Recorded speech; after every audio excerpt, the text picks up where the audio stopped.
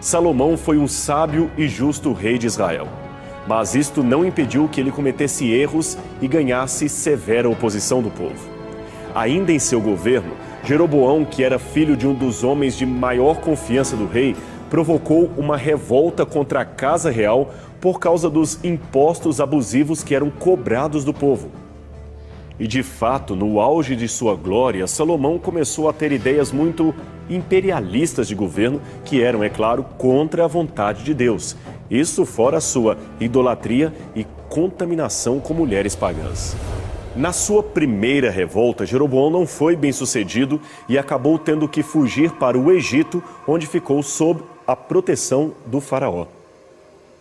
Mas tão logo morre o rei Salomão, 10 tribos do norte simplesmente não aceitam que Roboão, o filho e príncipe herdeiro, assumisse o controle do reino. Isto porque eles certamente sabiam que Roboão os subjugaria, tal qual havia feito o seu pai.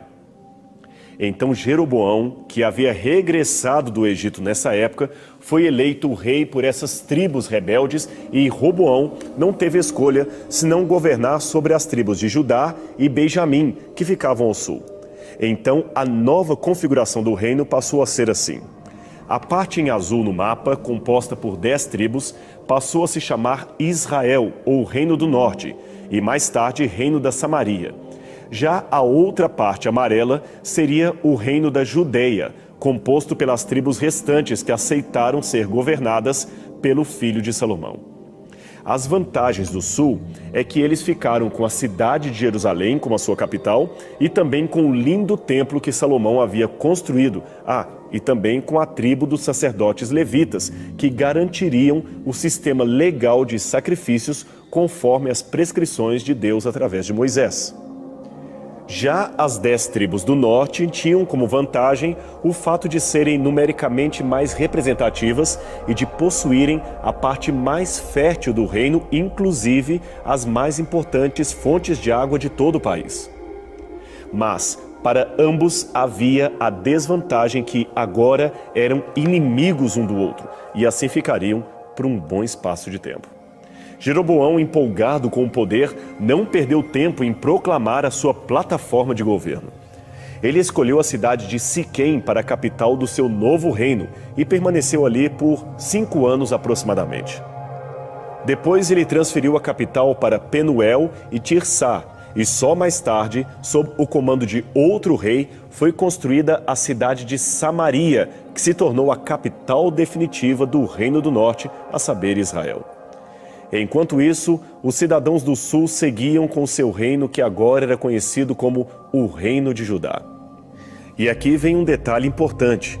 Você se lembra que dissemos que o Reino do Sul, o Reino de Judá, tinha a vantagem de ter em seu território Jerusalém e o grande templo do Senhor?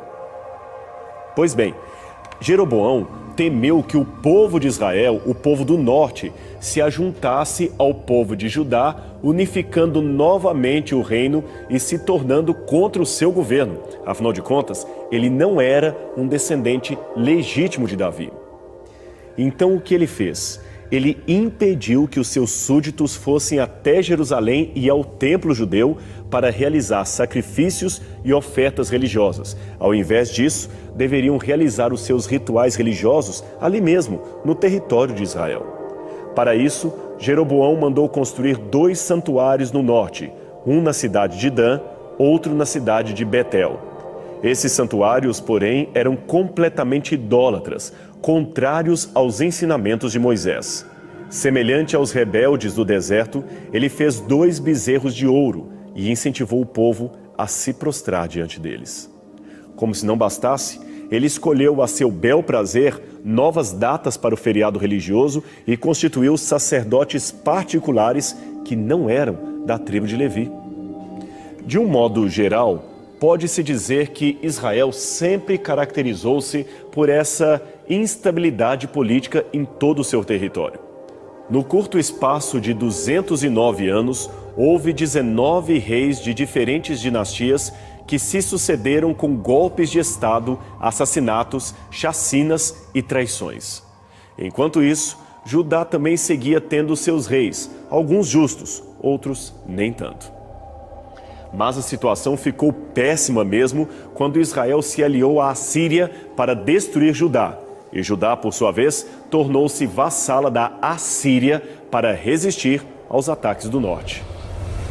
O resultado foi que em 722 a.C., os assírios varreram do mapa Israel, fazendo desaparecer a maior parte das 12 tribos.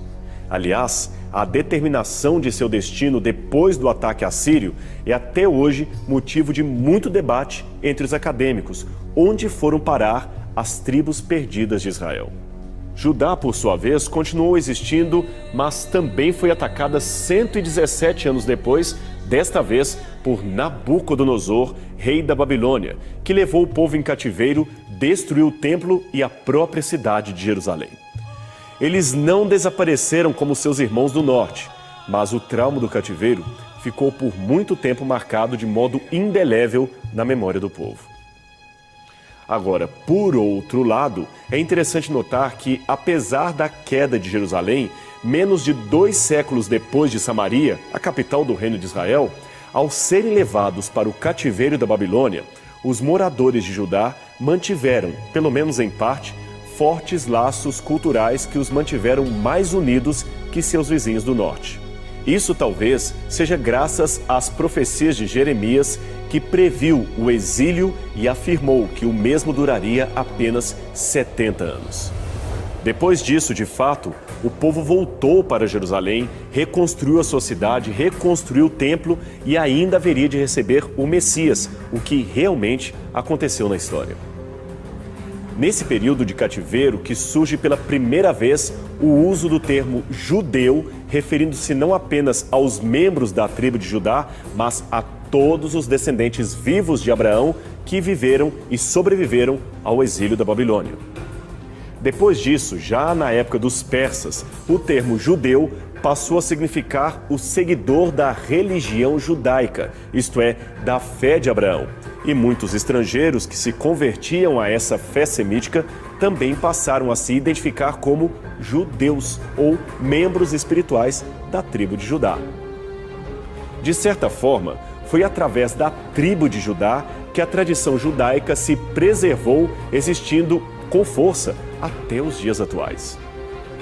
Então, se você se lembrar do que falamos desde o primeiro programa, os descendentes de Abraão foram primeiramente conhecidos pelo nome de hebreus, depois israelitas e, finalmente, após o cativeiro, judeus. Hoje ainda temos o termo israelense, que é de uso moderno, e sobre isso falaremos num outro programa. Agora, continuando a nossa história, passado o tempo do cativeiro previsto por Jeremias, Ciro, o Grande, conquistou a Babilônia e enviou os judeus de volta para o seu antigo território. Assim, ele designou para eles a província de Yehud, que, de maneira geral, era o mesmo território da antiga província ou tribo de Judá. Os judeus habitaram ali até o 2º século da era cristã. Eles reconstruíram o templo, enfrentaram outros inimigos, novos inimigos, e acabaram dominados pelos romanos. Em todo esse tempo, do cativeiro à chegada dos romanos, o país passou a ser dirigido por leis judaicas. Lembre-se que a sua religião, nesta época, como dissemos, passou a se chamar judaísmo, e a prática religiosa de Judá, especialmente com os acréscimos legais que foram ocorridos durante o cativeiro, passou a caracterizar as correntes mais piedosas do povo dos descendentes de Abraão. Foi nesse período do cativeiro e também depois dele que surgiram as sinagogas, o partido dos fariseus, os saduceus, os escribas da lei e outros elementos fortes da identidade judaica.